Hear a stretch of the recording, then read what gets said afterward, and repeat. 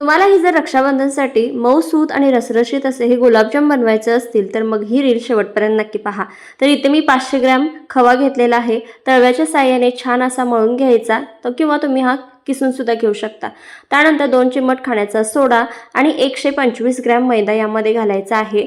100 gram मैदा सुद्धा घालू शकता. चांगलं असं मळून घ्यायचं आणि लगेच याच्या अशा पद्धतीने गोळे तयार करून घ्यायचे आहेत. त्यानंतर तेल चांगलं गरम करायचं आणि गॅसची फ्लेम लो करायची आणि छान असे तेलामध्ये हे गोल्डन ब्राऊन होईपर्यंत तळून घ्यायचं आहे. तर इथे लक्षात ठेवा की तेल जास्त कडकडीत गरम असता कामा नये.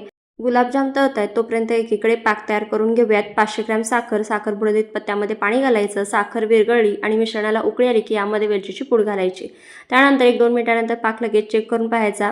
पाक चिकट झाला की लगेच गॅस बंद करायचा. एकतारी पाक तयार करायचा नाही.